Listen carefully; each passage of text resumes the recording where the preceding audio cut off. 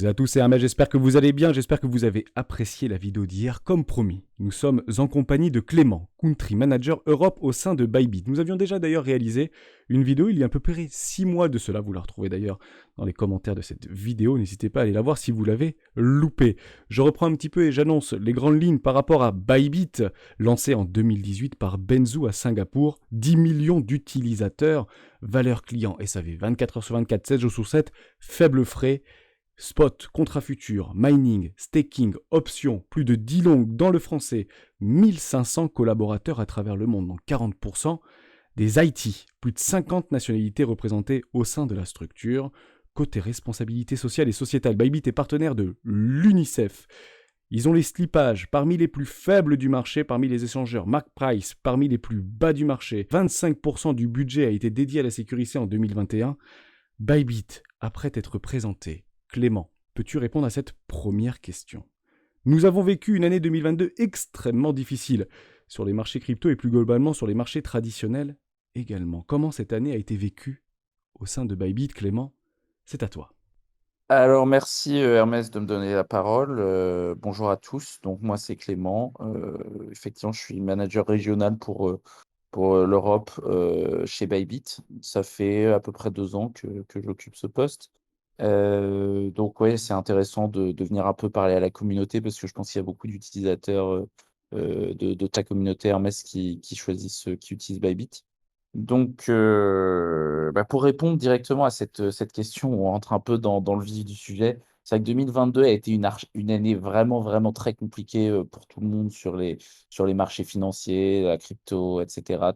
La trend a été clairement baissière, bear market. On savait pas trop au tout début de l'année si on pouvait parler de bear market, mais oui, clairement 2022 a été, plutôt mauvais en termes en ce qui concerne la direction des prix. Voilà, tout a été, voilà, orienté à la baisse. En revanche, pour Bybit, je dirais que c'est une année vraiment avec, je dirais un sentiment un petit peu mitigé. C'est-à-dire que nous, de notre côté, il y a il y a des événements plutôt positifs, des éléments positifs dans le fait qu'on soit vraiment, développé et positionné, établi comme une plateforme d'échange de crypto, à part entière. Avant, on était plutôt concentré sur les traders vraiment actifs, les day traders, ceux qui se focalisaient sur, les futurs, les produits dérivés. Et là, maintenant, on a vraiment créé un produit orienté, non seulement destiné non seulement aux traders très actifs comme ça, vraiment aguerris, mais aussi aux débutants, aux personnes non expérimentées, parce qu'on sait qu'à l'avenir, ce sont elles qui deviendront demain, les gros traders, Ouais, donc en voilà. fait 2022, si je comprends bien, c'est aujourd'hui en fait pour toi une année de transition, en tout cas pour l'ensemble de Bybit et de sa communauté.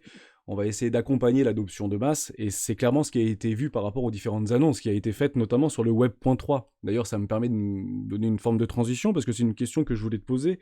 Il y a eu de très nombreux projets qui ont vu le jour au sein de Bybit tout au long de l'année 2022, NFT, Mmh. Web.3, le DEX notamment avec Apex. Il y a eu également des Ouais, partenaires avec la F1, avec Oracle, ouais. Red Bull Racing F1. Vous continuez à accompagner des équipes de football partout à travers le monde. Donc vous avez eu beaucoup d'initiatives qui tentent de toucher un public peut-être un peu plus retail, au-delà des traders chevronnés et expérimentés Exactement. par rapport aux atouts que vous avez mis en place et que vous avez cultivés depuis l'année 2018. Est-ce que ces initiatives marketing comme applicatives ont répondu aux attentes de Bybit tout au long de l'année et après le marché baissier et quels sont en fait les projets d'envergure à venir au sein de Bybit? Est-ce que vous allez continuer sur cette lancée ou par rapport à ce qu'on a finalement vécu, on l'a dit juste avant, par rapport à ce bear market, ces retracements extrêmement profonds, un désintérêt total par rapport au marché crypto, voire pire encore par rapport à des signes noirs que nous avons vécu successivement? Est-ce qu'il y a eu des rééquilibrages? Est-ce que vous continuez à investir massivement vers le public et continuer à accompagner cette adoption de masse? Est-ce que vous en êtes content? Est-ce que vous en êtes satisfait? Est-ce que vous allez aller encore plus loin, plus vite et dans quelles conditions? Alors, c'est une question vraiment vaste, hein, donc je vais essayer de répondre un peu du mieux que je peux. Mais alors, en termes d'initiative, tu as bien souligné, tu as bien repris un peu tous les éléments les nouveaux projets dans lesquels on s'est lancé, on s'est un peu, je dirais, éparpillé, mais pas forcément dans le mauvais sens du terme. C'est juste que de toute façon, en crypto, la crypto, une industrie, un secteur qui bouge beaucoup plus vite que la moyenne. Forcément, on doit être présent sur tous les fronts. Donc forcément, on a non seulement eu ce partenariat avec Red Bull, mais en parallèle, on s'est aussi lancé, par exemple, dans la création du DEX, comme tu l'as dit. Ce sont des choses on pouvait pas prendre chacun de ces sujets les uns après les autres. Voilà, parce que nous, on a pour ambition de devenir un peu ce qu'on appelle en anglais le crypto arc. Mais je saurais pas trop comment le traduire en français, mais c'est un peu l'arche de la crypto, c'est-à-dire le point de passage obligé, un peu pour toute personne qui veut faire quoi que ce soit en crypto. Vraiment, Bybit, c'est un incontournable. Alors, on veut pas non plus que ça soit dans une dynamique centralisée. On veut vraiment juste que tous nos produits soient utilisés ben, un peu comme à l'heure actuelle, tu utilises beaucoup Google, etc. On veut vraiment fournir tout ça, tous ces outils à nos utilisateurs. Alors, en termes de notoriété, je pense qu'on a énormément gagné en notoriété malgré la tendance baissière. On est passé de, je crois, 4 millions à 10 millions d'utilisateurs. Ouais, même en plein. Voilà, alors que la tendance était clairement baissière, mais on a gagné énormément d'utilisateurs ces derniers mois et pendant cette année. Donc déjà, ça, c'est quelque chose de vraiment positif. Est-ce que c'est l'impact du sponsoring avec Red Bull? Je pense que ça nous a beaucoup offert en crédibilité. Moi, je suis pas la personne la plus. Je suis pas un immense fan du sponsoring en soi parce que je trouve que c'est un peu un moyen de, je vais dire, pas de mentir, mais de maquiller un petit peu certaines choses auprès du grand public. Je veux pas, je veux que les gens nous utilisent parce que on a un bon produit et pas parce que on apparaît sur l'aileron arrière de la Formule 1. Mais bon, force est de constater que ça aide. Voilà, on a fait ça, mais c'est pas pour autant on a sacrifié voilà, tout l'argent qu'on a dépensé pour le sponsoring Red Bull euh, ne signifie pas qu'on n'a pas aussi énormément investi dans d'autres fonctionnalités, d'autres produits, etc. Donc, comme tu l'as dit, on a lancé le DEX Apex en collaboration avec une équipe décentralisée qui est un peu autonome de Bybit. Mais bon, évidemment, on a beaucoup investi dedans. On a une branche Venture Capital, une branche d'investissement qui investit dans des nouveaux produits, des nouveaux projets, etc. Donc ça a été un vrai succès, surtout enfin, ces dernières semaines avec les histoires. Je pense qu'on en reparlera un peu plus Absolument, tard, on va mais les en histoires parler. liées à D'ailleurs, ça Netflix. avait fait pumper le token DYDX par rapport à cet échangeur Ouais, décentralisé qui a été un petit peu en amont de toute cette. Enfin, qui a profité finalement de tout ce drama. Est-ce que Apex a Mhm. profité aussi, si tu veux, de la demande croissante de pouvoir en fait quitter des échangeurs plus centralisés pour se diriger vers des échangeurs plus décentralisés, même si aujourd'hui la compréhension de ces DEX ou de ces SEX sont relativement limitées pour une grande partie de la ouais. population et des acteurs de ce marché, en tout cas des utilisateurs de ce marché. Est-ce qu'il y a eu un réel engouement par rapport à Apex ou est-ce que finalement, non, on n'est pas du Oui, tout dans les clairement, genres. ouais. Alors clairement, oui, il y a eu énormément d'engouement, surtout avec l'intégration, parce qu'on l'a intégré directement dans la plateforme. C'est-à-dire que dans l'interface, tu peux vraiment switcher, tu peux vraiment déposer facilement sur Apex, etc. Après, Apex, c'est un produit qui a été lancé en bêta il me semble que c'est en mai ou en juin 2022. Absolument. Donc c'est très récent. On n'a pas la même maturité, le même niveau de maturité que DYDX que tu mentionnais. En revanche, je pense que la technologie sous-jacente, on va dire, n'a rien à envier. Au contraire, elle est peut-être encore meilleure que tout ce qui se fait GMX, DYDX, etc. Je pense que Apex est vraiment très très prometteur de ce côté-là. On travaille notamment avec Starkware, Starknet. Je sais pas si toi tu connais, mais c'est vraiment l'entreprise numéro un à l'heure actuelle qui travaille sur la scalabilité, c'est-à-dire la mise à l'échelle d'Ethereum et le fait qu'on va pouvoir utiliser Ethereum en masse dans les années à venir sans avoir à dépenser des frais de transaction ridicule. Oui, c'est ça un Donc, peu l'idée finalement des échangeurs décentralisés, c'est des frais qui sont relativement bas, la barrière d'entrée est exactement. inexistante, pas besoin de s'enregistrer, pas besoin de se montrer, pas besoin de prouver son identité. Alors évidemment, on peut pas mettre des cryptos par carte bancaire ou par virement SEPA, ça ne fonctionne pas, il faut envoyer ses propres Exactement, il cryptos faudra toujours passer par, et toujours passer par une blockchain, donc Ethereum vis-à-vis de l'USDT, USDC, etc. On peut directement envoyer des bitcoins, on peut envoyer des Ethereum, on peut envoyer en fait finalement beaucoup de cryptos sur ces échangeurs décentralisés. L'idée c'est d'être libre de ces mouvements pour pouvoir échanger des crypto-monnaies. Alors, est-ce que finalement vous serez de toute manière toujours indispensable dans l'écosystème crypto, parce qu'à un moment donné, on aimerait aussi prendre des profits lorsqu'ils se présentent pour pouvoir retirer nos cryptos. Et c'est toujours là la même approche au niveau des frais, et des frais plus ou moins élevés. Parce que est-ce qu'aujourd'hui, peut-être la finalité, et c'est ce que j'imagine, mais je vous laisse poser cette question, est-ce que finalement la finalité des échangeurs centralisés, bah en fait, seront tout simplement des banques d'échange entre des tokens et des monnaies fiduciaires finalement? Est-ce que c'est pas ça la finalité des échangeurs centralisés? Oui, oui, non, mais je suis assez d'accord avec toi. Je pense que ça risque d'être la tendance à terme. Je sais pas combien de temps ça prendra. À l'heure actuelle, Apex, je sais pas si toi tu l'as utilisé, mais déjà l'expérience utilisateur est vraiment excellente. En fait, c'est Vraiment, extrêmement je pense que rapide et l'ayant un petit peu très utilisé, rapide, c'est extrêmement c'est rapide. vraiment très bien. Après, en revanche, il me semble, alors peut-être qu'ils en ont lancé, mais la dernière fois que j'ai essayé et que j'ai tradé dessus, il y a peut-être 2 semaines, il y avait que 5 paires de trading. Voilà, ouais. Ouais, Absolument. ouais, mais il y a que 5 paires de trading, donc forcément, les market makers sont pas aussi présents dessus, c'est plus c'est il y a certains manques, on va dire. Et puis effectivement, il y a pas le garde-fou offert par, le service client qu'on peut avoir. Enfin, si tu fais une bêtise dessus, voilà, ou quelque chose qui se passe mal, s'il y a une mèche un petit peu suspecte et cetera, tu pourras pas être remboursé. Et enfin, c'est Absolument. clairement décentralisé, donc effectivement, alors il y a certains risques liés à la décentralisation.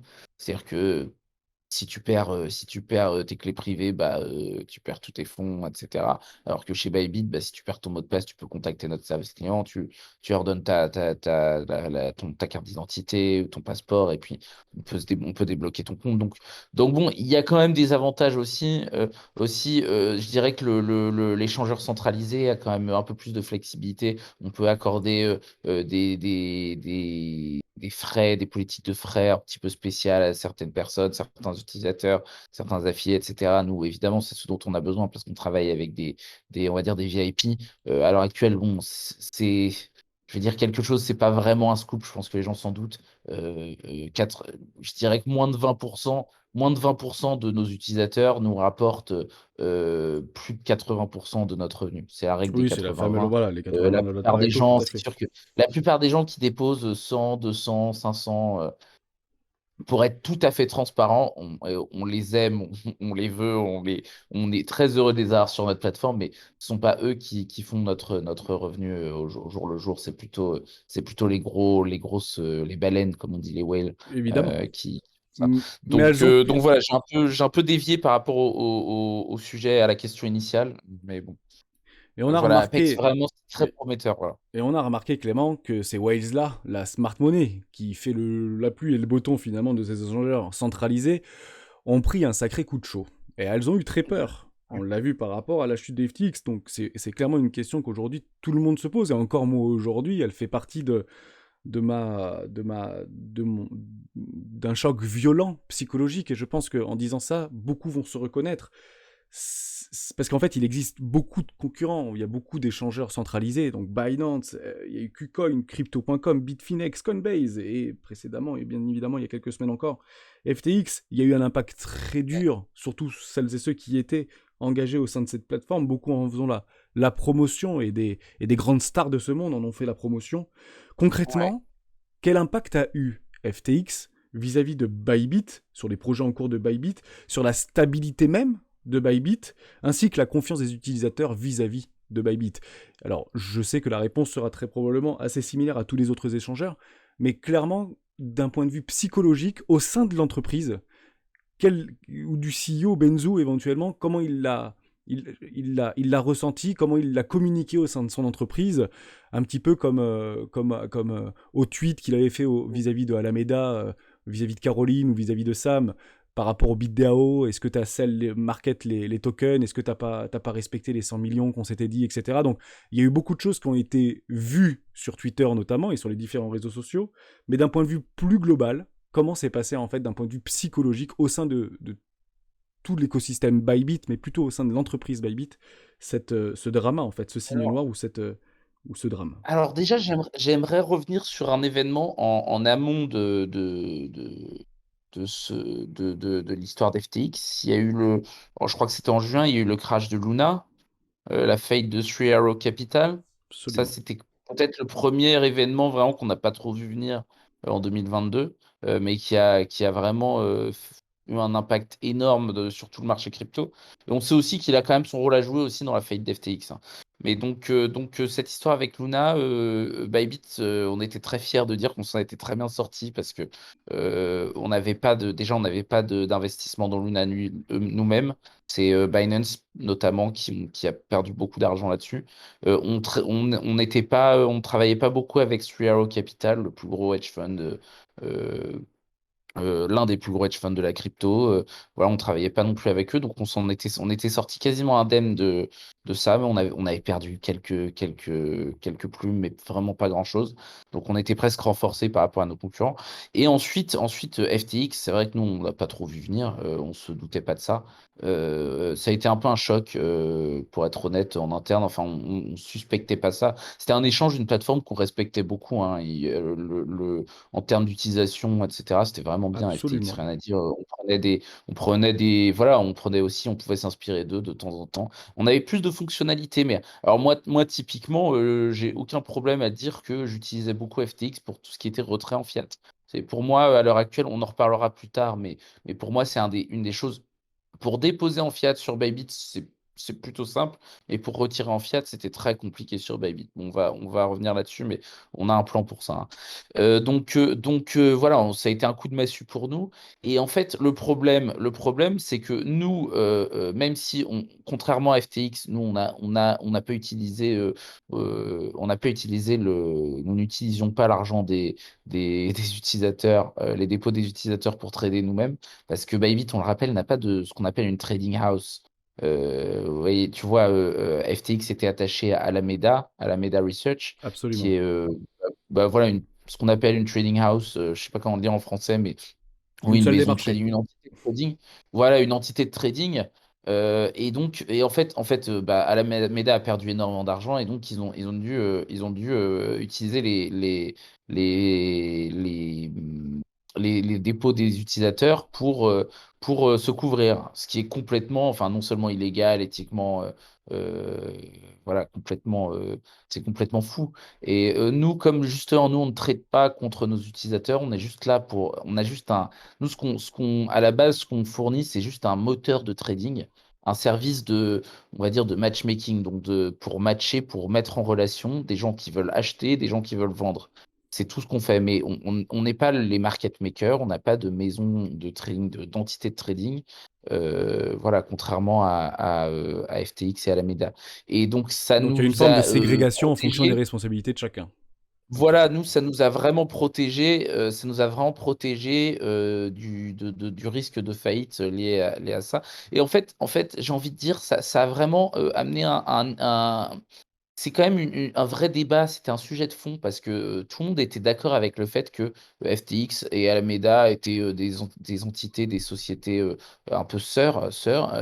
Et moi, j'ai toujours été j'ai jamais été très à l'aise avec ça. Le fait que sur une plateforme, c'était très facile pour Alameda d'avoir accès aux positions des utilisateurs et donc de contre-trader ces utilisateurs pour leur faire perdre de l'argent. Si je sais que ton stop loss est je sais pas, à 18 000 sur BTC là aujourd'hui, bah je vends un peu de BTC, j'attends que ton stop loss touche et ensuite je rachète.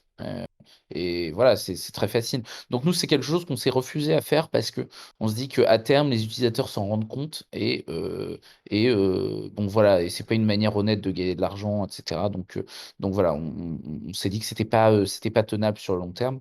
Donc voilà, on n'a pas ça. En revanche, le vrai impact de cette histoire avec FTX, c'est que évidemment, plein de gens il y a une défiance vis-à-vis de tous les échanges centralisés. Alors même si nous, on est top 3 des échanges centralisés en termes de volume, etc., il y a quand même eu de la défiance vis-à-vis de nous. Les gens se sont dit, bah, Bybit, c'est vrai que c'est une société qui a 4 ans, 5 ans d'existence, même pas 4 ans, hein, en fait. 4 ans d'existence, est-ce que je peux leur faire confiance? Pas sûr. Je vais quand même faire attention là pour le moment, je vais retirer mes fonds de la plateforme. Donc énormément de gens ont retiré leurs fonds. Et en soi, nous, bah, comme ces fonds-là, on ne les utilise pas pour faire quoi que ce soit, pour trader, c'est pas si grave. Mais le problème, c'est que les gens qui n'ont pas leurs fonds sur leur plateforme, la plateforme, évidemment, trade moins. Donc forcément, il y a eu une énorme perte de revenus. Je vais pas dire, bon, je dirais de plus d'un quart du revenu, entre un quart et la moitié du revenu à partir du mois de novembre. Des revenus qui viennent de l'activité trading, des frais de trading qu'on prélève sur les personnes qui tradent. Donc, moins de personnes, oui, des gens qui retirent, ça a complètement impacté notre revenu. Et on s'est retrouvé dans une situation assez délicate, surtout au niveau du management qui a dû prendre des décisions assez compliquées. On a dû se séparer de 30% de notre staff, de notre main-d'œuvre, du jour au lendemain. Donc, ça, Absolument, mais c'était comme quelque beaucoup chose. d'échangeurs finalement, Kraken a libéré 30% de ses salariés, Coinbase a Ouais, libéré 20% ou Coinbase, 30%, énormément, ouais.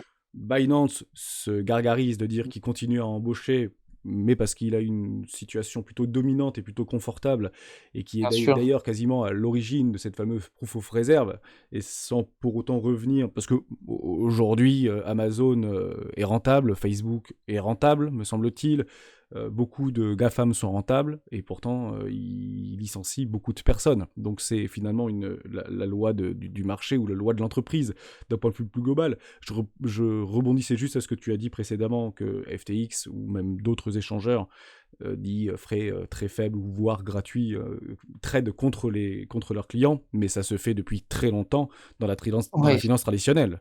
Hein, vous allez oui, oui. chez Trade, je sais plus XTB ou XBT, je sais plus comment ça s'appelle, ou Trade Republic, ou des Ouais, choses où on explique qu'il y a, ou eToro, ou je sais pas trop quoi, enfin tous les entre guillemets nouveaux pure players, ou même Robinhood, hein, ne nous y trompons pas, tous les pure ouais. players du Oui, ça fait trading plus de de mois masse, d'être prouvé. Ouais. toutes les données, toutes les datas sont vendues à des hedge funds, sont vendues à des instits pour pouvoir trader contre son public. Et en fait, si on paye pas de frais, alors encore une fois, les frais cachés, on pouvait faire en fait ce relais-là, même dans la crypto, par rapport à d'autres échangeurs qui ont des frais relativement élevés, mais qui ont des spreads relativement serrés, et qui permet en fait d'expliquer pourquoi le zéro frais n'existe réellement pas. En fait, c'est souvent les plus chers quand on décide de mettre de l'argent et retirer de l'argent, c'est là où ils prennent le plus par rapport à des frais de transaction on-chain et compte bancaire de compte à compte, etc. Donc il faut faire aussi très attention et faire ces recherches-là, parce que c'est facile en fait d'afficher un zéro frais. Or, le zéro frais n'existe pas, sinon ce n'est pas rentable. Ouais. Aujourd'hui, la très grosse partie du revenu des échangeurs, que ce soit crypto ou échangeurs traditionnels ou brokers, ce sont bien évidemment les frais de trading. Ça me permet aussi de continuer de me donner la transition par rapport à tout ce qui s'est passé, ou cette perte de confiance. Il y a eu une émergence qu'on appelle le proof of reserve, qui a été publié par rapport aux principaux échangeurs. Je l'ai sous les yeux: Binance, OKEx, Yobi, KuCoin, Crypto.com, Bybit, Nexo, Getio, Swissborg d'ailleurs. Je crois que c'est près de 4 ou 500 millions de dollars de ségrégation par rapport à leur proof of reserve. Donc tous l'ont libéré, mais ça n'a pas été mis à jour, me semble-t-il, encore sur Tiny Network, mais c'est pas très grave. Au fond, est-ce que c'est ce qu'on est en train d'observer, et cet élan pour pouvoir en fait tout simplement éteindre l'incendie, hein. Le but de ça, c'était d'éteindre l'incendie. Ça a plus ou moins bien marché parce qu'on l'a vu graphiquement, mais psychologiquement, on était encore extrêmement baissier. On avait une peur certaine. Ça a duré plusieurs semaines, voire plusieurs mois même, Bien j'ai envie sûr. presque de dire aujourd'hui, parce que ça fait un peu plus d'un mois maintenant par rapport à ce drame de novembre dernier. Est-ce que c'est quelque chose qui est arrivé finalement beaucoup trop tard et que vous aviez la possibilité de le faire bien avant, et que ça aurait peut-être éventuellement pu voir que FTX était peut-être moins safe qu'on ne pouvait le prétendre? Ou est-ce que c'est finalement que de la poudre aux yeux, parce que ces chiffres peuvent être complètement pipés, ça ne prouve en rien qu'on joue ou qu'on couvre par rapport à des comptes d'utilisateurs qui sont aujourd'hui sur les échangeurs centralisés? On peut très bien montrer ça, mais jouer avec la moitié sur Three Arrows Capital, ou la moitié sur Alameda numéro 2, numéro 3, etc. Donc la question, elle est très simple. Est-ce que c'est nécessaire? Est-ce que c'est une absolue nécessité? Ou est-ce que finalement, ce qu'on est en train d'observer, c'est clairement de la poudre aux yeux qui a potentiellement marché, Qu'est-ce que tu peux nous Alors en dire par rapport à c'est une ça? bonne enfin, c'est une question qui est à la fois simple et compliquée. C'est-à-dire que moi, je pense que oui, effectivement, le Proof of Reserve, c'est vraiment bien, c'est une bonne chose. Avoir les wallets, les portefeuilles qui sont publiés et cetera, les adresses des portefeuilles pour pouvoir traquer en temps réel combien l'échange, en réserve, bah, c'est vraiment intéressant. Aussi le fait qu'on puisse utiliser, désormais le Merkle Tree, la Merkle Proof. Bon, je vais pas rentrer dans les détails, mais avec certains moyens cryptographiques, tu peux rentrer ton UID et puis tu peux voir où sont les fonds que tu as déposés sur Bybit. Tu peux en retrouver la trace. Donc ça, c'est vraiment très intéressant.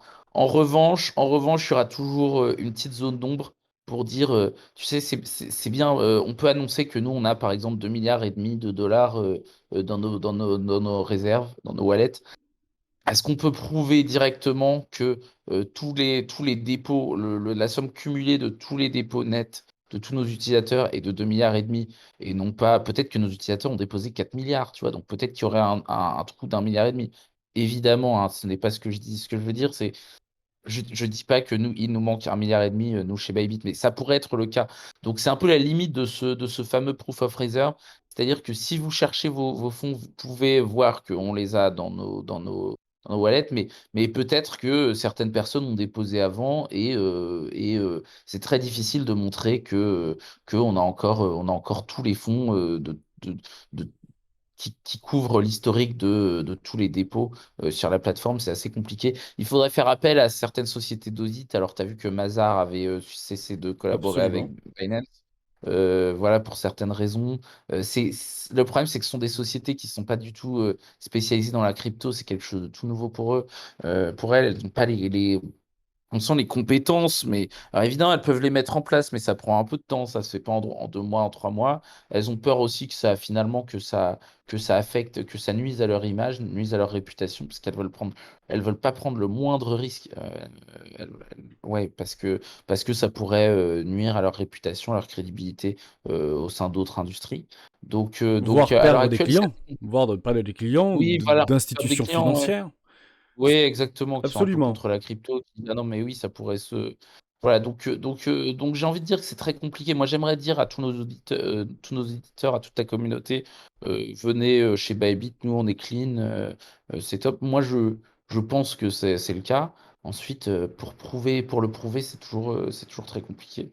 Ensuite, c'est pour ça que nous, quand l'histoire d'FTX, a été, quand le problème avec FTX a été on va dire, de notoriété un peu publique. Évidemment qu'il y a eu ce qu'on appelle un bank run au niveau de Bybit. Énormément de gens ont retiré leurs fonds de Bybit. Et nous, on a vraiment mis notre service client sur le pied de guerre. On a fait en sorte que les retraits soient encore plus rapides que d'habitude afin de s'assurer que personne ne puisse dire: ah oui, Bybit est en train de retenir mes fonds en otage. Faites attention, ne tradez plus là-bas, ne leur faites pas confiance, etc. Nous, on s'est vraiment attelé à tout mettre, voilà, tout faire pour que les retraits soient les plus lisses, les plus rapides, fluides possible. Et je pense qu'on a été très bon là-dedans. Et là, on voit en vérité, je veux dire, au mois de novembre, on a eu beaucoup de retraits sur la plateforme Bybit, mais là, Mmh. on est déjà, à partir de décembre, déjà, on a eu beaucoup de dépôts qui sont revenus et les gens ont recommencé à faire confiance. Et là, tout revient dans une situation un petit peu normale, clairement, surtout en ce début d'année où le marché va bien. euh, les gens se, les gens quand même commencent à refaire confiance et on a des perspectives plutôt, plutôt bonnes pour 2023. Merci pour tout ça. D'ailleurs, on peut le montrer sur Glassnode. On vous montrera quelques flux on-chain et par rapport à Glassnode, par rapport à ces informations-là. C'est vrai que je rebondis là-dessus, mais si un gros échangeur systémique, on peut les appeler comme ça, avait d'un seul coup coupé les retraits, ça allait faire une forme de propagation assez importante. Et il ne me Ouais, semble pas, je crois que Gemini l'a fait, mais il est très vite revenu, et il est vraiment dans la panade actuellement Gemini, notamment avec Genesis et d'autres acteurs du marché. On a beaucoup parlé de ces informations-là, que ce soit sur YouTube, que ce soit sur Twitter ou que ce soit sur le Discord. Ça fait toujours partie, bien évidemment, de FUD, jusqu'à ce que ce FUD soit validé et vérifié. On va pas revenir, en fait, c'était pas trop le sujet, c'est par rapport à FTX, mais il a dit jusqu'au dernier moment que les fonds étaient OK, que n'hésitez pas, que vous allez récupérer vos fonds jusqu'au moment où il le coupe. Et le couperet, il était là, pour n'importe quel échangeur, Bybit, Binance, Crypto.com, le Coinbase notamment, ont plutôt bien réussi à passer ce cap-là. Et maintenant, il faut peut-être passer à autre chose. Alors, c'est toujours la même chose, et je reprends par rapport à cette... juste avant de continuer, mais je pense que c'est très important de le rappeler. On vous demande, et on demande aux échangeurs, est-ce que tu as bien mes fonds ségrégés ou pas, hein, sur ta plateforme ou sur des cold wallets? Ça, c'est la question qu'on me pose de façon extrêmement légitime. En somme, j'ai mis 10 millions de dollars, je veux que tu me prouves que tu es bien mes 10 millions de dollars. Or, c'est clairement quelque chose qui est impossible dans le secteur bancaire aujourd'hui. Quand je mets 10 millions de dollars ou même 100 dollars auprès d'une banque, Société Générale, Crédit Agricole, on peut tous les citer, personne ne peut rembourser ces 100 dollars. En réalité, on est plutôt sur des ratios de 3 à 7%. C'est-à-dire que quand il Mmh. y a 100 euros, que je vois 100 euros sur mon compte en banque ou 1 million de dollars sur mon compte en banque, Société Générale, Crédit Agricole, Crédit Suisse ou j'en sais rien, quelle que soit la banque, en réalité, ils y sont pas, ils n'existent pas. C'est 1 million de dollars, Bien c'est sûr, juste une il représentation. y a même ce sont les accords de Bâle, je crois, Absolument. qui disent, il y a ce qu'on appelle les minimums de capital pour baquer tout l'ensemble des dépôts. Mais, Absolument. et ce sont des pourcentages, comme tu dis, qui sont vraiment euh, étonnamment bas, quoi. Même ridiculement bas. Et en réalité, Ridiculement bas. ridiculement bas, absolument. Et en fait, on demande des choses qui sont légitimes aux échangeurs parce que c'est le début, parce qu'il faut en fait qu'on essaye de calmer nos peurs et nous redonner la confiance. Et c'est, je pense, en ce début d'année 2023, le principal challenge de l'ensemble des échangeurs centralisés et continuer à nous proposer des choses extrêmement intéressantes. Et d'ailleurs, en parlant de ça, ça me donne une nouvelle question. Parce qu'on constate clairement que l'attractivité des échanges aujourd'hui, ça fait principalement via différents projets, notamment qui sont listés. Ça a été la recrudescence, on parlait beaucoup des ICO à l'époque en 2018-2019, là plutôt 2021-2022, c'était plutôt les launchpads. Et notamment l'année 2022, ça a clairement été une année catastrophique pour tout ce qui est listing, tout ce qui est launchpad. Je vais parler quelques-uns de Bybit notamment, mais tout le monde en ont fait les frais, hein, que ce soit Binance, Crypto.com ou tous les autres, hein, c'est relativement été pareil. Si je prends Gene, c'est moins 95%. Si je prends Casta, c'est moins 97% par rapport au listing. Si je prends Real, c'est moins 99%. En somme, tous les utilisateurs du public qui pouvaient éventuellement essayer de bénéficier d'un launchpad pour essayer de grappiller quelques tokens, bloquer quelques jetons, quelques jours, quelques semaines, etc., bah clairement, ils ont vu leur investissement Oui, qui perd s'effondrer, de l'argent, littéralement ouais. s'effondrer. Alors, est-ce que finalement, et comme ça j'irai jusqu'au bout de ma réflexion, est-ce qu'on peut appréhender ça clairement comme des arnaques, pures et simples, ou au-delà de la tendance du marché global? Parce que même si c'est baissier, ça n'a pas du tout surperformé le marché à la baisse. Ça a été beaucoup plus que ça. Dès lors, comment expliques-tu ce phénomène? Penses-tu que ça devienne une généralité sur les prochains launchpads qui pourraient arriver tout au long de l'année 2023, voire 2024 et plus? Ou est-ce que c'est clairement dû par rapport au bear market qu'on a vécu principalement? Donc les gens, en fait, ils avaient leurs tokens, et ils sell market très fort les tokens. Et on le voit encore aujourd'hui. On le voit encore aujourd'hui. Est-ce que tu peux nous en Alors, dire un c'est mot? une question qui est assez difficile, assez délicate pour moi évidemment. Je vais dire une chose, déjà les launchpads sont des projets avec lesquels on collabore nous et étonnamment peut-être, nous on a vraiment quasiment alors on a une petite allocation. Par exemple, le projet va nous donner peut-être, 40 000 en tokens pour que nous on puisse un petit peu les distribuer à notre communauté. Bon, on n'a pas le droit de le faire en France pour des raisons un petit peu, particulières par rapport à la pression qu'on a, avec l'AMF. Mais dans d'autres pays, on fait des distributions de tokens, si on a un nouveau launchpad pour, ça aide le projet d'un point de vue marketing. Et nous, on est, la plateforme sur laquelle, le projet va exclusivement lancer son token. Donc évidemment que nous, c'est un moyen, intéressant peut-être pour acquérir de nouveaux utilisateurs. Si tu vois un projet intéressant qui va faire son launchpad chez Bybit et si tu n'as pas de compte, bah, c'est sûr qu'il y a de bonnes chances que tu crées un compte chez Bybit. Ensuite, la performance du token lui-même, bah, on n'en est pas vraiment responsable. C'est-à-dire qu'il y a des market makers, il y a c'est du côté du projet, ils travaillent avec des market makers pour, voilà. Et ensuite, il y a une pression peut-être vendeuse parce que le projet a besoin de vendre le token pour générer des flux de trésorerie pour pouvoir payer ses employés, etc. Donc peut-être qu'il n'y a pas de demande sur les tokens. Peu de gens veulent acheter ce token, mais en revanche, beaucoup de gens veulent le vendre. Donc forcément, c'est comme ça on arrive à des moins 95, moins 97%, etc. Mais ça, c'est une situation, je veux dire, qui est assez globale au niveau du marché, assez récurrente. C'est-à-dire que quasiment tout le marché spot s'est complètement effondré en termes de prix sur l'année 2022. Alors oui, les launchpads ont peut-être encore sous-performé par rapport à la moyenne. Quelle en est la raison? Je pense qu'il y a des raisons différentes. Et nous, là, on devient de plus en plus. Je pense que tu as remarqué qu'il y a de moins en moins de launchpad chez Bybit parce Absolument. qu'on devient de plus en plus strict sur nos critères pour rejoindre le launchpad. Mais ensuite, donc oui, on en a de moins en moins parce qu'on essaie vraiment de collaborer avec les meilleurs projets qui peuvent venir. Mais ensuite, je pense que, tu sais, c'est quelque chose. Le meilleur projet en bear market va pas forcément. De très bons projets en bear market vont pouvoir performer de façon atroce. Je vois par exemple un de nos premiers launchpads, c'était Genopets, par exemple, fin 2021. C'était un très bon projet, franchement super intéressant. Beaucoup de gens, même à l'heure actuelle, l'utilisent. C'est une sorte de play to earn, move to earn, un peu à mi-chemin entre Steppen et Pokémon Go. Vraiment, il y a eu beaucoup de travail fait par l'équipe, etc. Et oui, ça a pas très très bien performé, ça a fait moins. Alors, ça a dans un premier temps extrêmement bien performé, mais ensuite, ça a fait moins 95%. Et, euh, et oui, j'ai envie de dire, c'est beaucoup lié au marché, mais il y a un produit, je sais qu'il y a une équipe qui travaille parce que je les connais. Voilà, mais ensuite, le marché est pas bon. Ensuite, peut-être que le tokenomics du projet, le mécanisme de répartition du token est mal fait. Peut-être que trop de gens sont en train de vendre, des whales sont en train de vendre. Ça, j'ai envie de dire que c'est pas quelque chose que nous, on contrôle vraiment chez Bybit. Enfin, Oui, mais on on est là a dans la évidemment des relation. critères. Oui, on est dans On typique.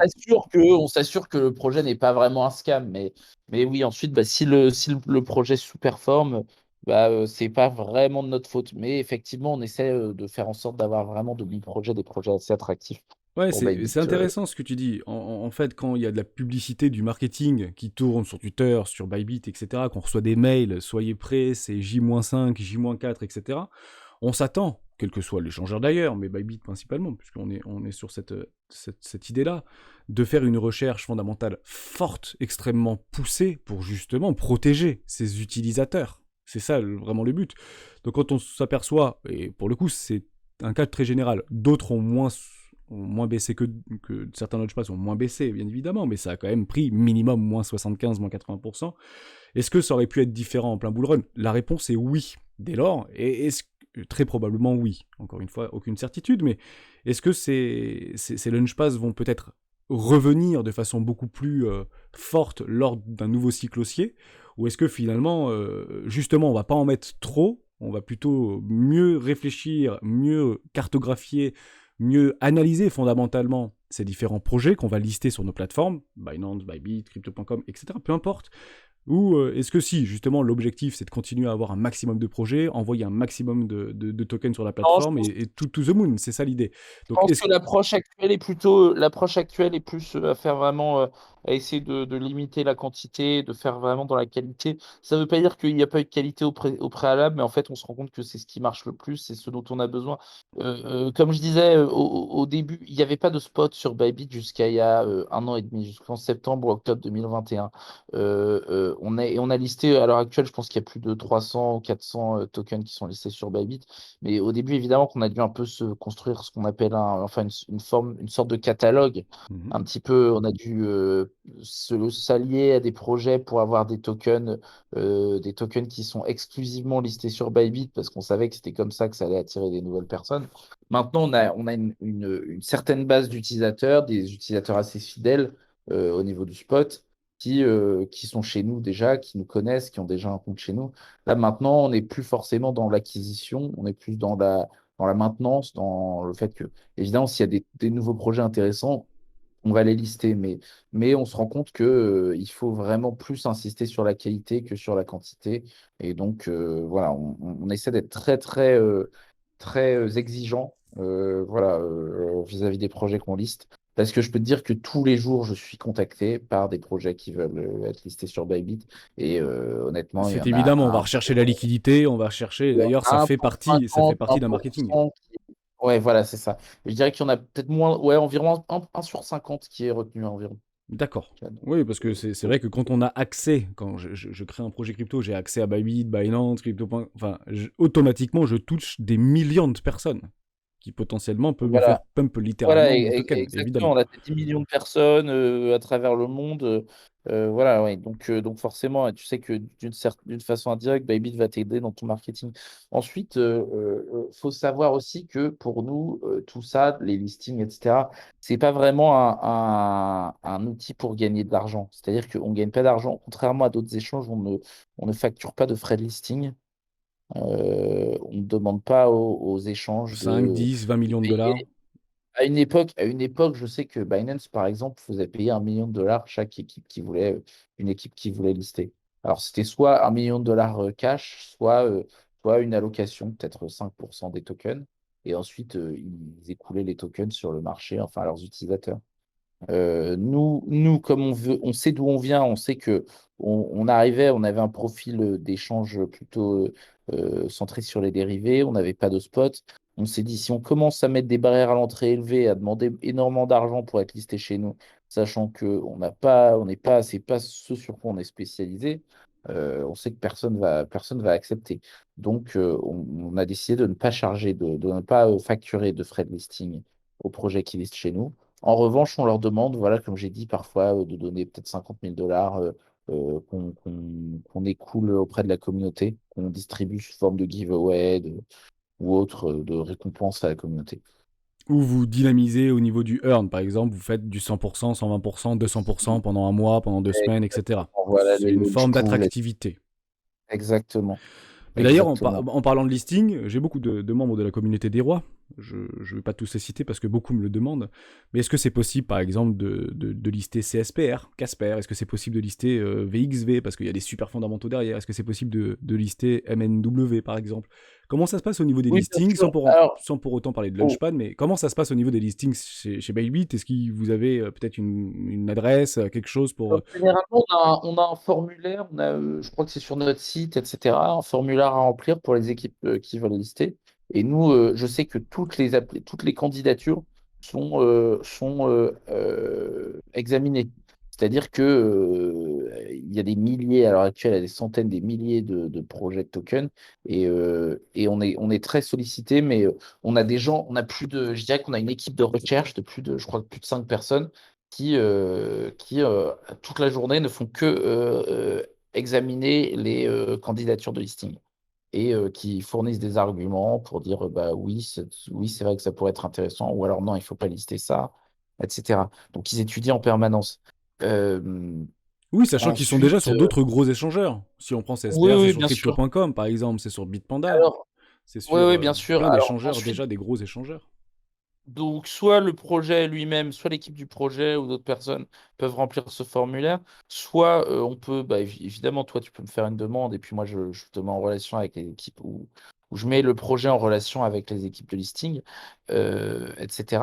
Mais nous, là, comme on a déjà beaucoup de tokens listés, on a plus, comme je disais, on en a plus de 400 qui sont listés sur la plateforme et on est aussi dans une démarche qualitative et en fait, on s'est rendu compte d'autres choses, c'est que ça coûte énormément d'argent d'entretenir un listing. C'est-à-dire qu'il faut payer le market maker, il faut payer, il faut aussi s'assurer que les équipes tech de notre côté euh, peuvent mettre en place comment dire, l'infrastructure qui permet au token d'être transféré, retiré, déposé, etc. sur la plateforme, il faut s'aligner en permanence. Si tu veux déposer euh, un token donné, il faut que la chaîne soit scannée en permanence par nos systèmes. Et s'il y a des frais, s'il y a une maintenance sur la chaîne, s'il y a une nouvelle version de l'explorateur de la blockchain en question, bah, c'est sûr que, il faut que nos équipes puissent implémenter les changements, etc. Tu vois, par exemple, c'est une mise à jour sur le réseau Tezos, par exemple. nous, il va falloir qu'on mette à jour tes os, il va falloir qu'on mette à jour les PI, etc. Le tracker qui va bien traquer le fait que toi, tu déposes un moment sur Bybit. Et donc, si tu déposes, je sais pas, 50 tokens, il faut bien que ça soit reflété sur ton wallet sur Bybit. Et ça a un coût en termes financiers, évidemment, parce que c'est très, très chronophage pour nos équipes tech. Donc là, maintenant, c'est vrai que c'est plus simple à l'heure actuelle pour nous de lister des tokens qui sont par exemple ERC20 parce qu'on a toute l'infrastructure, on a l'intégration avec Ethereum.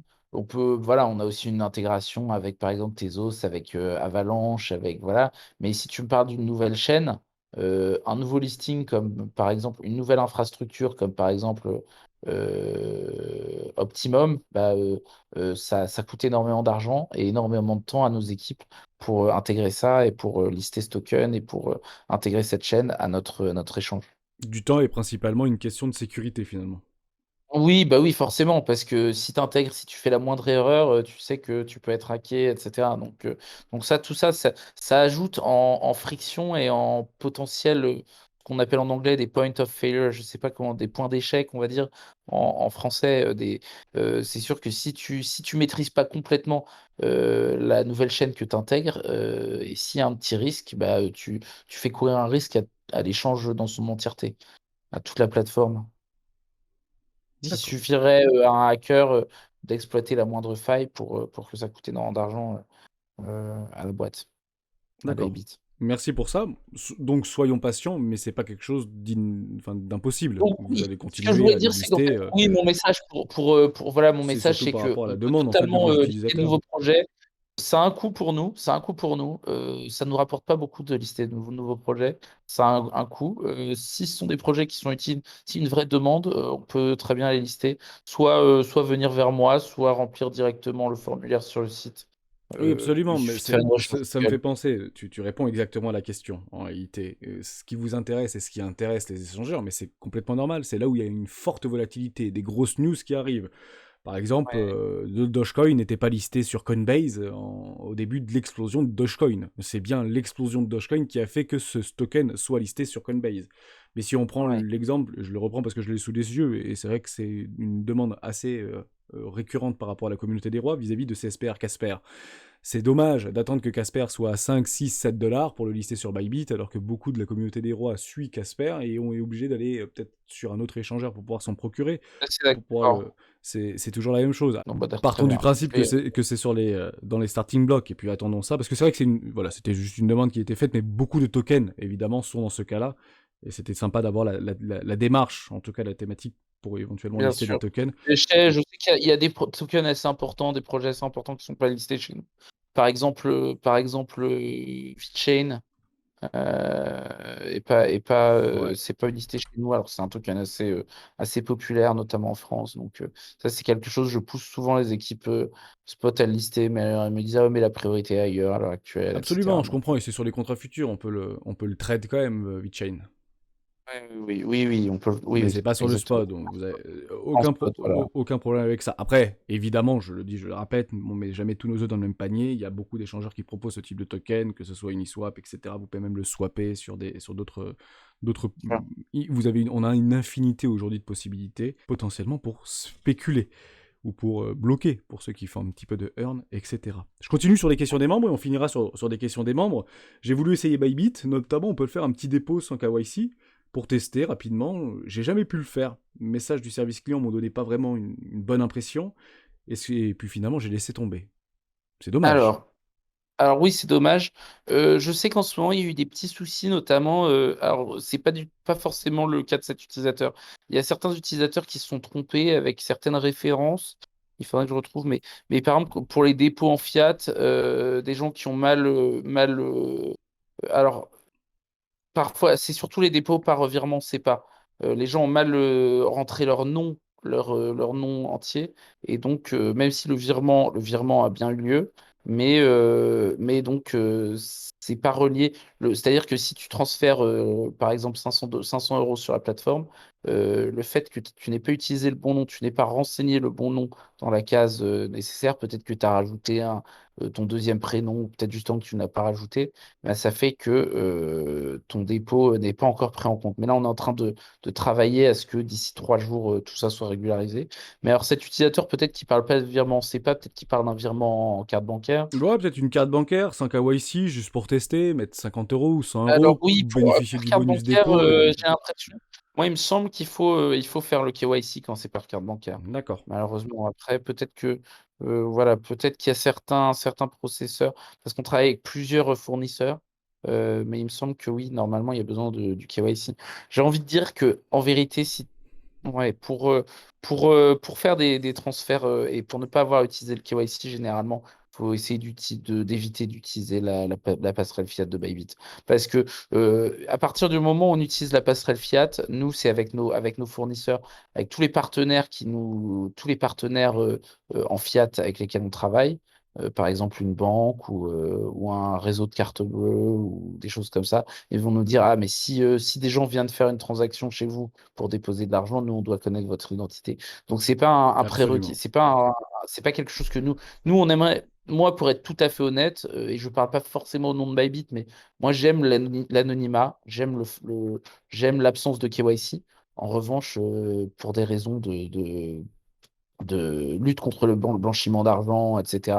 Voilà, on peut pas faire tout ce qu'on veut et forcément, dans beaucoup de cas, on est obligé de faire un KYC. C'est pas très agréable. On peut voir ça comme une privation de liberté, mais il faut se dire aussi que c'est aussi parfois ça qui C'est empêche une norme certaines actions finalement, c'est la norme. En d'être. fait, j'imagine bien Voilà, que Binance, Bybit, au début, on avait besoin de strictement rien, hein, pour être tout à fait honnête, pour déposer de l'argent, même faire des virements pas. Les banques n'y connaissaient pas trop, il n'y avait pas encore cette idéologie de danger par rapport aux échangeurs ou par rapport aux crypto-monnaies. Et de plus en plus, ça s'est organisé et de plus en plus, vous vous êtes soumis aux législations en vigueur de chaque pays représenté et vous avez mis des KYC dans tous les sens. D'ailleurs, pour accéder à certaines fonctionnalités au sein de Bybit, de faire des options, de faire du earn, de faire du staking ou des choses comme ça, à chaque fois, ils demandent passer au niveau 1, passer au niveau 2, passer au niveau 3, etc. Par rapport à des normes vis-à-vis des KYC ou vis-à-vis de l'identité de la personne. Je le comprends tout à fait. À ce moment-là, plutôt envoyer des cryptos plutôt que des fiat et passer par le secteur dit bancaire traditionnel, ça fonctionne bien, et de faire quelques allers-retours, ou utiliser des échangeurs décentralisés, mais toujours pareil, le risque est bien évidemment croissant, et il faut bien sûr le maîtriser. Merci pour ta réponse là-dessus. Ça me permet aussi de donner une autre question qui est à peu près dans le même sens. À quand les retraits sur nos comptes bancaires depuis Bybit? Alors, c'est une bonne question. Normalement, ça arrivera d'ici la fin du mois de janvier. Ou au pire début février, mais j'en ai Ah, parlé avec nos équipes Fiat, pas plus tard que vendredi. Donc, on va d'accord. essayer d'ailleurs même on essaie même, par rapport à tout ça, le fait qu'on est en train vraiment d'améliorer notre service au niveau de la passerelle Fiat. On va essayer de mener, des opérations de promo. Par exemple, si les gens déposent, en virement bancaire ou par carte, on va essayer de faire en sorte qu'il y ait aucun frais de dépôt. On D'accord. risque de Aucun frais de rembourser dépôt, aux aucun parents. frais de retrait et aucune On va friction. Ça veut dire rembourser ça, voilà. très rapide, Voilà. enfin très facile, très rapide. Dépôt, retrait, ça Exactement, fonctionne Bybit. Ok, c'est intéressant. Hâte de exactement voir et ça. puis il y avait et vraiment moi, il y a quelque chose qui me gênait énormément depuis, plusieurs, mois et voire années que je travaille chez Bybit. C'est quand on me disait: «Bah ouais, mais là, j'ai de l'argent, j'ai envie de le déposer sur mon compte en banque, j'ai de l'argent sur Bybit, comment je fais?» Et moi j'étais obligé, mais ça me tuait, tu te doutes bien, que ça me tuait de dire aux gens: il faudrait, déposer sur Kraken ou sur, Binance parce ils ont un système, efficace pour retirer de l'argent. Moi-même, j'utilise FTX pour ça. Et nous, on n'avait pas chez Binance, chez Bybit, on n'avait pas de système de retrait bancaire. On n'était pas lié avec les institutions, etc. Mais là, on est en train de tout mettre en place et comme j'ai dit, là, d'ici la fin du mois, normalement, ça devrait être possible. Formidable. Donc, Impatient de le plus voir. besoin d'utiliser d'autres plateformes. Voilà. Au top. Bonjour Hermès. Est-ce qu'il compte s'enregistrer sur les marchés Canada-US? Merci beaucoup. Alors, bonne question. Je crois qu'au Canada, une procédure d'enregistrement en cours. Ensuite, ça dépend aussi déjà, ce sont des États fédérés, je ne sais pas comment on dit, mais la régulation varie selon les États, les provinces dans ces pays. Je sais que par exemple, nous, on est banni au Québec. D'accord. En revanche, dans les autres États canadiens, les autres États canadiens, on peut être utilisé sans problème. Mais si tu es basé au Québec, par exemple, tu peux utiliser Bybit seulement avec un VPN. Mais nous, on bloque les IP normalement des gens qui sont basés au Québec. D'accord. Ensuite, pour les États-Unis, à l'heure actuelle, nous on bannit, on n'autorise pas les utilisateurs basés aux États-Unis on les autorise pas à venir chez nous. Ils peuvent même pas faire de KYC. Après, s'ils utilisent un compte sans KYC, un VPN, bah on peut pas faire grand-chose. Mais tout simplement parce que ils ont des prérequis qui sont vraiment extrêmement difficiles. Alors évidemment, on est en discussion avec les régulateurs américains. On a pensé à faire quelque chose comme ce qu'a fait Binance US avec que du spot, avec pas forcément de earn, des fonctionnalités vraiment très très réduites. Mais nous, c'est vrai que ça nous intéresse pas vraiment une plateforme avec moins de fonctionnalités. Voilà, absolument. Et, Binance a trouvé cette solution-là pour même pouvoir s'implanter. d'un point de vue business, c'est pas très intéressant. Alors évidemment qu'aux États-Unis, il y a de super opportunités pour nous, mais c'est vrai que si tu nous dis demain, ouais, tu pourras va falloir changer ton produit et se débarrasser de trois quarts des fonctionnalités, c'est vrai que c'est pas très intéressant pour nous. On discute quand même avec le régulateur américain, je dirais, pour être tout à fait honnête, je sais même pas si j'ai le droit de le dire, je dirais que ça s'est refroidi avec les Américains par rapport à il y a un an. Il y a un an et demi, je me disais qu'on était en bonne voie pour vraiment se lancer de façon très propre, très officielle aux États-Unis. Là, j'ai l'impression que c'est plutôt mis en stand-by. D'accord. C'est plus la priorité à l'heure actuelle. Donc voilà. Passons là-dessus. Merci pour cette information. C'était une question importante. On est en plein dans l'ère de l'enregistrement, voire de l'agrément. On en parle de plus en plus. Tu as d'ailleurs donné le nom de l'AMF tout à l'heure. Est-ce que les leviers ou les options, les contrats futurs sur Bybit vont continuer en France, puisque on sait qu'il y a eu beaucoup d'utilisateurs de Binance, notamment français, qui se sont dirigés vers Bybit et d'autres échangeurs, et d'ailleurs pour la plupart plutôt satisfaits dans une grande majorité. On sait que vous êtes peut-être en cours aussi d'enregistrement auprès de l'AMF. Est-ce que ça va être exactement la même chose que Binance? Ça peut éventuellement en repousser plus d'un de passer le pas, parce que certains vont peut-être vouloir, si on a une belle respiration de marché, et pourquoi pas suivre la tendance, peut-être s'essayer à du trading amateur et faire quelques leviers, notamment sur les contrats futurs à faible frais, puisque c'est en tout cas les principales belles choses au sein de Bybit, ce sont les faibles frais. Est-ce que peux-tu nous en dire quelque chose par rapport à ça? En somme, est-ce qu'on va continuer à pouvoir faire des contrats futurs? C'est une question voilà, qui peut me mettre un peu en porte-à-faux vis-à-vis de l'AMF, mais je vais quand même le faire.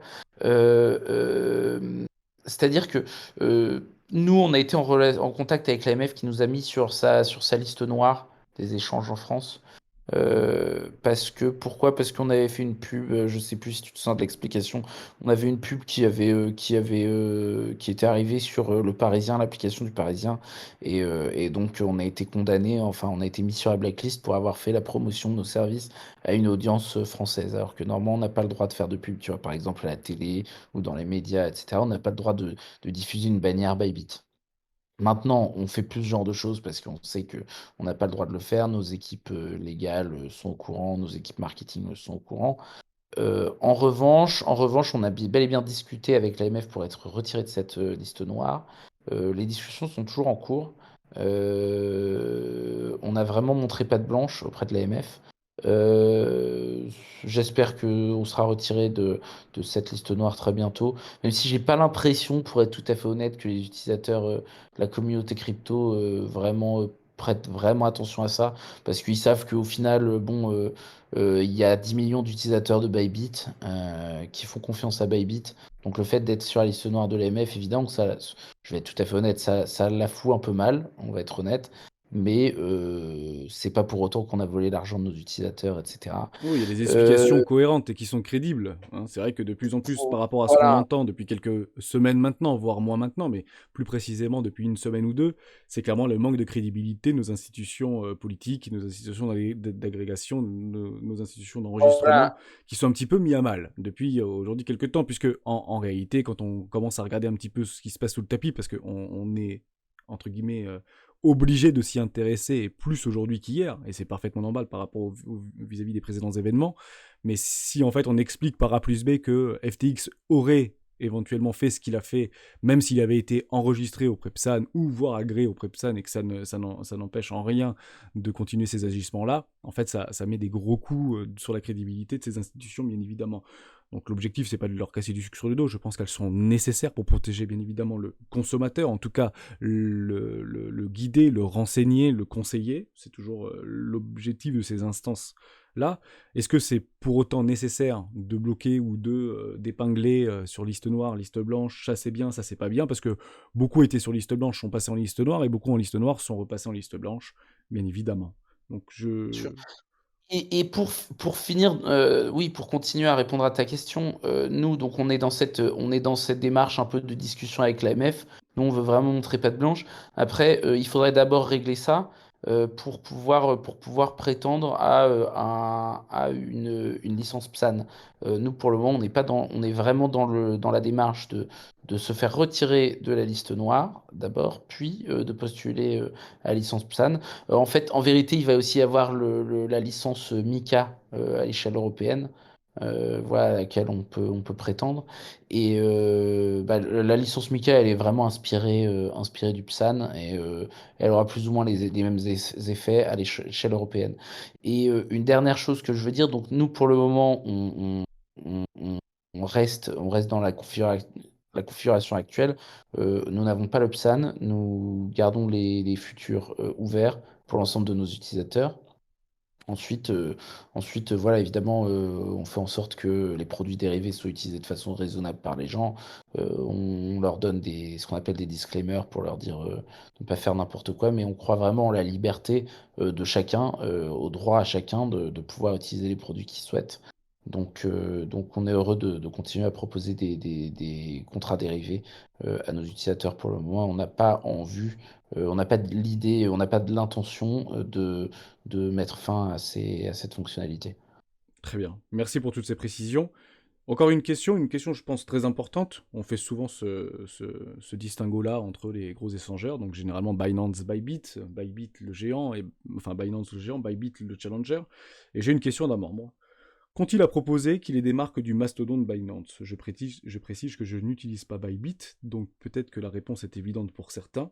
Je suis en Belgique, donc je n'ai pas la limitation côté futur, comme en France, vis-à-vis de Binance. En somme, plus, moins, très rapidement, trois choses qui différencient Bybit de Binance. Pourquoi en fait aujourd'hui une place de challenger peut être crédible et pourquoi pas demain dépasser le géant? Est-ce que c'est possible ou pas? Quelles sont les choses qui sont mises en place aujourd'hui pour continuer à essayer de capturer des parts de marché? Ce que Binance a su et a réussi à faire sur les 3-4 dernières années. Est-ce que Bybit ou pas a des arguments forts pour pouvoir éventuellement essayer de convaincre des gens qui sont actuellement sur Binance ou sur d'autres plateformes pour venir chez Bybit? C'est peut-être un peu ça l'idée. C'est quoi les arguments forts? Alors, moi déjà, ce que je vais dire, c'est que bah, Binance, pour moi, c'est vraiment une plateforme excellente. Enfin, on va être honnête, je trouve que c'est vraiment très très bien. Ils ont été très bons, ils ont été avant-gardistes, etc. On a été, finalement, on a un an de moins qu'eux, mais c'est vrai qu'ils avaient pris de l'avance parce qu'ils étaient là dès le bull run de 2017. Nous, côté Bybit, on est né en plein bear market en 2018. Mais bon, on avait par exemple des dérivés avant eux, donc on a peut-être plus d'expérience. Je pense à vrai dire que notre moteur de trading, notre interface de ce qu'on appelle de matchmaking pour les traders est plus performante. C'est-à-dire que si tu fais du day trading, l'expérience utilisateur chez Bybit est à mon avis supérieure à celle de Binance. Mais c'est moi mon point de vue aussi parce que je suis trader et j'ai pris l'habitude de trader chez Bybit, mais on entre un peu dans un domaine. Voilà, c'est très spécifique. J'imagine que la plupart de ta communauté n'est pas vraiment concernée par ça. De la même manière, je dirais que la liquidité chez Bybit est vraiment excellente parce qu'on travaille avec des market makers dans le monde entier, bon, tout comme Binance, mais nous, on a des relations privilégiées de très longue date avec des market makers, notamment au Japon, en Corée du Sud. Évidemment, bon, alors moins maintenant, moins en Chine parce qu'on est baigné en Chine, mais voilà, à Singapour, etc. On travaille avec des market makers qui nous permettent d'avoir une très bonne liquidité sur la plateforme. Donc vraiment, je pense qu'on a une référence de ce côté-là. Alors Binance, c'est aussi excellent au niveau de la liquidité, mais je pense que Bybit est un petit peu supérieur. Là, j'ai plutôt parlé des dérivés. Ensuite, qu'est-ce qu'on a? On a, on a un service Earn qui permet aux gens avec comment ça s'appelle, API assez intéressants, je pense, peut-être plus intéressants que chez Binance. On a certains projets qui sont listés, en particulier, voilà, je vais parler des Launchpad, mais c'est vrai qu'ils n'ont pas très bien performé récemment. Euh, on a un service client qui est peut-être plus disponible. On met vraiment un point d'honneur à répondre de façon vraiment rapide à nos utilisateurs. Qu'est-ce qu'on a d'autre comme avantage par rapport à Binance? Je trouve, moi, personnellement, alors c'est vrai que c'est là, on parle d'un utilisateur belge, mais j'ai l'impression vraiment à l'heure actuelle que Binance pousse énormément au KYC je les trouve un petit peu trop agressifs de ce côté-là. Je pense que nous, on a quand même on réserve un peu au droit, on réserve à nos utilisateurs le droit de ne pas faire de KYC s'ils le souhaitent, de rester anonyme. Ça, c'est quand même quelque chose qui, à mon avis, est appréciable chez Bybit. Et puis, je pense qu'on est quand même une des plateformes qui innove le plus, une des rares plateformes qui innove peut-être même plus que Binance. Là, en fait, on va sortir ce qu'on appelle le compte, c'est une petite exclue que je donne, hein. C'est le compte de marge unifié qui permet aux utilisateurs, au lieu de ségréguer le portefeuille spot, portefeuille dérivé, portefeuille earn, etc., on va tout mettre au sein d'un même portefeuille. Et par exemple, si tu as on va dire du Solana en collatéral. Par exemple, si tu as en spot 1000 dollars de Solana, tu vas pouvoir utiliser ces 1000 dollars, même s'ils sont sous forme de Solana, mais pour trader des dérivés en USDT. Donc ton collatéral sera de 1000 dollars. Alors effectivement, il ne faut pas que le prix de Solana s'effondre parce que sinon ta marge va être plus basse et tu risques d'être liquidé. Mais on va tout unifier pour avoir une expérience utilisateur un peu plus fluide, plus agréable. Et donc tu auras moins besoin de naviguer entre différents portefeuilles. Ça, c'est quelque chose que je trouve difficile, notamment pour un débutant, de devoir naviguer entre différents portefeuilles. Donc nous, chez Bybit, on va simplifier ça dans les semaines à venir. Donc ça sera vraiment une très bonne raison, à mon avis, d'utiliser Bybit plutôt que Binance. Ah, et autre chose, une dernière chose, je dirais que nous, on est beaucoup plus généreux que Binance en termes de bonus. C'est-à-dire que pour les nouveaux utilisateurs qui déposent 100 dollars chez nous, on donne 25 dollars de bonus. Il me semble que Binance donne des 1 dollar, 0,5 dollars. Voilà, donc forcément, comme nous, on est contender, on est numéro 2, on essaie de proposer des récompenses plus attractives pour nos utilisateurs. On doit forcément un petit peu les bousculer. Donc, c'est aux utilisateurs de faire jouer la concurrence et de venir chez nous. Formidable. Les petits 25 d'ailleurs de là, je le répète régulièrement dans les vidéos du Bitcoin. On avait fait un petit giveaway pour doubler, puisque beaucoup les frais d'affiliation sont redistribués à l'ensemble de la communauté. On avait fait un petit double bonus, ça avait plutôt bien marché, hein. Ça a même très bien marché pour le coup, mais on est plusieurs centaines, hein, à être passés par le lien des rois du Bitcoin. Donc je remercie encore une fois toute la communauté, et ça permet de redistribuer une partie de ces gains à l'ensemble de la communauté. Je finirai par deux questions très simples. Qu'est-ce qui n'existe pas chez Bybit aujourd'hui, mais qui existera dans les 5 prochaines années? Tu viens de nous donner une petite exclue. Est-ce que tu as une autre exclue éventuellement à nous donner? C'est une question peut-être plus de vision que tu aurais pu éventuellement avoir et qui n'est pas forcément cachée aux yeux du monde entier, mais quelque chose qui pourrait vraiment impacter d'un point de vue extrêmement positif l'intégralité du marché crypto dans les 5 prochaines années. Ah, alors, c'est une question vraiment intéressante. Alors, en fait, là, on est en train de travailler sur une fonctionnalité, enfin un espace, un nouvel espace. Et malheureusement, je peux vraiment pas en dire plus parce que j'aurais de gros problèmes. Mais à mon avis, on va sortir quelque chose, c'est plus au niveau de l'investissement en crypto. C'est quelque chose qui va un peu révolutionner la façon dont les gens investissent en crypto, mais je peux pas en dire plus. Mais donc, je suis en train de chercher quelque chose que je peux dire et qui, à mon avis, va tout révolutionner. Je dirais vraiment, je pense, voilà, l'intégration avec les DEX. Je pense que c'est très intéressant, ce dont je parlais tout à l'heure avec Apex. Le fait que on travaille avec la société Starkware qui permet de scaler, de rendre plus performante et moins coûteuse l'utilisation intensive de la blockchain Ethereum. Je pense que vraiment ça risque de faire que dès lors que Ethereum sera beaucoup moins cher à utiliser, je pense que ça peut vraiment être très intéressant pour tout. tous les acteurs du monde financier d'être actifs sur la blockchain. Je pense que par exemple, tout ce qui est stock, tout ce qui est actions, etc., tous les autres produits financiers vont être mis sur la blockchain dans les prochaines années. Et je pense que une plateforme d'intermédiation comme Apex risque d'y contribuer. Donc ça peut être vraiment intéressant. Et qu'est-ce qu'il y aurait d'autre qui va un petit peu changer la donne? Je crois que j'avais quelque chose d'autre, mais j'ai plus ça en tête. Bref. Je sais pas si j'ai bien répondu à ta question. Très bien, pour le coup. Après, ça vient de toi, c'est la vision des choses que tu peux éventuellement partager. C'est déjà une excellente nouvelle. Pas de problème Oui, avec ça. la scalabilité, la mise à l'échelle, vraiment, c'est pour moi le truc qui va révolutionner et qui va conduire à l'adoption de masse dans les années qui viennent. Parfait. J'ai souvent tendance à dire, et je finirai et je conclurai cette vidéo, et je te remercie encore une fois Clément pour ton temps et ta disponibilité et ta sincérité, parce que je pense que tu as répondu à l'ensemble de ces questions avec sincérité, et j'espère réellement qu'on aura apporté un maximum de valeur à l'ensemble de la communauté. On avait déjà fait cet exercice il y a 6 mois, donc on n'a pas repris les questions qu'on avait déjà posées il y a 6 mois, mais plutôt par rapport aux événements passés qui ont été relativement percutants et extrêmement troublants, et c'est normal pour une grande partie d'entre nous, avec un N majuscule. J'ai souvent tendance à dire que les gens qui font partie de ces échangeurs-là, les gens qui travaillent au sein de ces institutions, crypto, échangeurs décentralisés, centralisés, enfin plutôt échangeurs centralisés, savent des choses que nous ne savons pas. Et j'ai souvent dit dans les rois du Bitcoin que la target d'Hermès était une target à 33 000 dollars. Bitcoin Oui. retournera très proche de 33 000 dollars.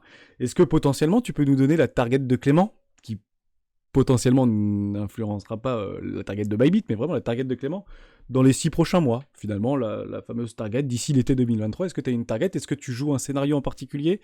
Est-ce que tu Marrant que peux tu me nous en dire dises ça, quelque chose moi, de ce côté-là?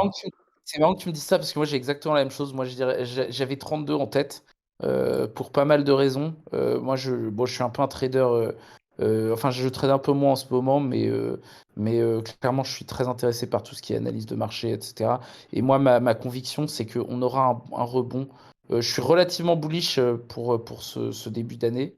Et je pense que je pourrais presque mettre ma main à couper que Bitcoin tradera à plus de 30 000 dollars au moins une semaine ou au moins un jour dans l'année. C'est pour ça que moi j'ai quasiment, c'est pas un conseil en investissement, mais moi j'ai quasiment toutes mes économies, tout ce que j'avais de côté, je l'ai transféré en Bitcoin et en Ether récemment et un peu en BitToken également. Euh, voilà. Ok, Donc, BitDAO euh, également, c'est vrai qu'on en parle souvent de BitDAO, qui a plutôt bien performé d'ailleurs.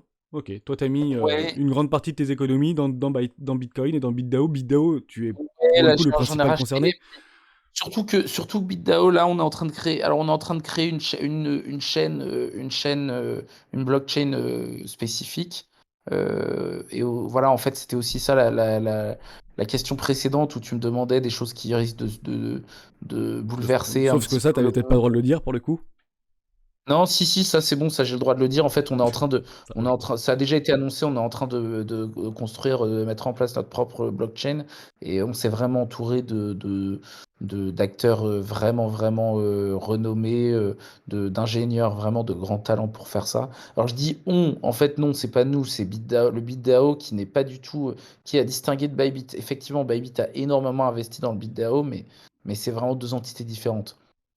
C'est-à-dire qu'on est à peut-être 30 ou 40% d'actionnariat, mais voilà. Donc je sais que BitDAO travaille sans relâche au développement d'une nouvelle chaîne, et donc ça c'est assez intéressant.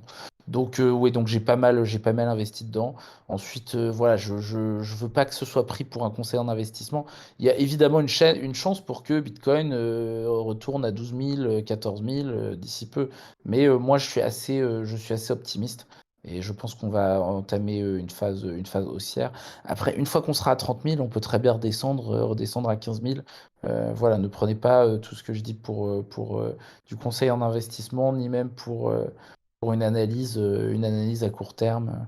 Voilà, mais je pense qu'en tout cas, je suis assez confiant pour les mois à venir. Merci beaucoup pour cette réponse, mais plutôt sincère. Là, pour le coup, on sent que ça vient du cœur, et je te remercie d'avoir partagé ton point de vue. Personnel, hein, je parle pas au nom de Bybit, je Il y a parle aucun problème avec en ça, mon mais nom. tu parles avec une forme d'expérience, puisque on sait, ça fait Oui, à peu près 5-6 ans que tu trades, ou 7 ans que tu trades maintenant, donc tu as une forme voilà, c'est d'expérience et tu as ça. une forme de cyclicité, il n'y a aucun problème avec ça. Ce qui est... Et je, Oui, et je vas-y. voulais dire que récemment, Ben Zou, là, le PDG de Bybit, a annoncé, c'était quoi? Il y a à peine un mois et demi, il disait qu'il voyait BTC passer sous les 10 000 sous peu, d'ici quelques mois. Moi, à ce moment-là, j'avais dit, je suis pas d'accord. Et bon, bah, finalement, pour le moment, on va dire que j'ai raison, mais bon, on sait jamais, hein. Disons que Oui. lui, il a peut-être des informations que je n'ai pas, il a peut-être une expérience que je n'ai pas, Ou donc il était peut-être en train voilà, de réaccumuler massivement parce que effectivement, peut-être, ils ouais. font surtout des Il choses voulait qu'on ne peut-être faire sait peur pas, aux gens pour évidemment. pouvoir racheter à bas prix, ouais, je sais. Oui, c'était Ouais, ouais, bon, donc César aussi l'avait dit par rapport à des opportunités sous les 16 000 $, et effectivement, c'est en train potentiellement de nous faire quelque chose. Alors, est-ce que c'est juste un rebond? Parce que pour le coup, on est encore tout aux prémices, hein. On tourne cette vidéo, c'est 24-48 heures ou peut-être 3-4 jours après une forme d'arrachement haussier, donc on est très content de l'observer. Ça ouais, reste peut-être qu'un rebond technique. Juste pour rebondir par rapport à BitDAO, parce qu'on en parle régulièrement sur la chaîne des rois du Bitcoin, en tout cas quand on me demande d'en parler. Ça fait d'ailleurs un très joli rebond haussier. On a réattaqué mon investissement 1, bien que par rapport à FTX, ça s'était bien dégradé. Je le rappelle par rapport aux annonces, parce que Benzo apparemment a annoncé qu'il ferait une blockchain, enfin au travers de BitDAO, de la DAO de Bybit, mais c'est une DAO autonome, hein, bien évidemment, même si vous avez effectivement que 40% ou 30% des parts de marché. L'annonce qui avait été faite à l'époque, c'était en 2020, vis-à-vis de la Binance Smart Chain, avait été faite le 30 mars 2020. Et vous aviez eu le lancement de la Binance Smart Chain, c'était en août 2020. Voilà ce qu'a fait le token de Binance derrière.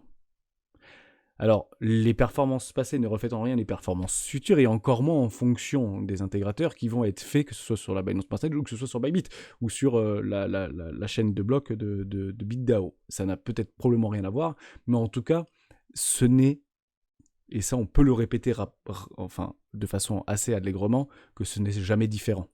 Voilà. oui. L'objectif, clairement, de BitDAO, c'est pas de le garder comme on pouvait entendre à l'époque au niveau c'était un vrai traumatisme pour moi, ça. C'est quelque chose que j'ai très mal digéré. C'est qu'on m'avait expliqué par A plus B, mais des personnes qui étaient très proches de Binance à l'époque avaient dit le BNB, c'est un stablecoin. L'objectif, c'est de le garder entre les 15 $ et les 22 $. Il y a des gens qui sont payés en Binance Coin, etc. Donc, de toute manière, il ne performera jamais. Donc, j'avais beaucoup de Binance Coin à l'époque. Quand je dis beaucoup, c'est Évidemment. beaucoup. Et quand en fait, j'en avais moi personnellement acheté, je crois que c'était aux alentours des 1 $, et j'avais mis un paquet de pognon là-dedans. J'en avais acheté, voilà, c'était, je sais plus où est-ce que j'en avais acheté, mais j'en avais acheté beaucoup, pas cher. Voilà, peut-être là-dedans, là, voilà, sur les 10 $, j'en avais acheté je sais pas combien. Et j'avais tout revendu en fait quand on approchait les 30-35 $. Et j'avais fait stop, je n'en veux plus quoi. Parce que Bien on était dans le canot et pour moi c'était un stablecoin. Et j'ai loupé en fait cette énorme hausse qu'il y a eu sur le Binance, sur le BNB. Donc faites attention pour celles et ceux qui sont sur Bit. Si vous croyez au projet, je le dis, je le répète, la stratégie des 4 droits ne peut pas s'appliquer sur le BitDAO. Personnellement, je le hold. Voilà, je fais du dollar cost average dedans, j'achète doucement et mais sûrement. On est revenu par rapport à un amortissement, donc je suis très content de l'observer. L'objectif, c'est pas d'arriver ici et potentiellement de le sell, puisque les vraies news et les vrais projets qui tournent autour de cette DAO ne font que commencer. On est encore une fois qu'au début de rien. Donc peut-être que c'est un billet psychologique de plus que je suis en train de vous dire, ou éventuellement les réponses de Clément par rapport à son hold entre BitDAO et Binance et le Bitcoin. Ça ne veut peut-être rien dire, peut-être qu'on aura tort. L'objectif, c'est pas d'avoir raison ni d'avoir tort. L'objectif, c'est de gagner sur les marchés financiers. Mais en tout cas, on va commencer de plus en plus à se dire que ne vendez bien évidemment pas trop tôt. C'est toujours exactement la même chose, on est plutôt là sur du long terme, et il faut garder cette conscience-là. J'espère que j'ai été clair, j'espère qu'on a été clair, j'espère qu'on vous a sûr. aidé. Clément, je te remercie infiniment pour ton temps, et encore une fois pour Non, ta c'est toujours un sincérité. plaisir de te parler, de discuter avec toi et de, bah, parler, s'adresser à ta communauté et voilà, je suis disponible à tout moment s'ils ont des questions, n'hésite pas à m'en faire part. On s'arrêtera là-dessus. Si vous avez la moindre question, tous les liens dans la description. Rejoignez-nous sur le Discord, vous avez un lien dédié, un salon dédié sur ByBitEd. On vous attend très nombreux si vous avez la moindre question. Je vous souhaite à tous et à tous une excellente journée, et on se retrouve bientôt dans une vidéo des rois du Bitcoin. Ciao.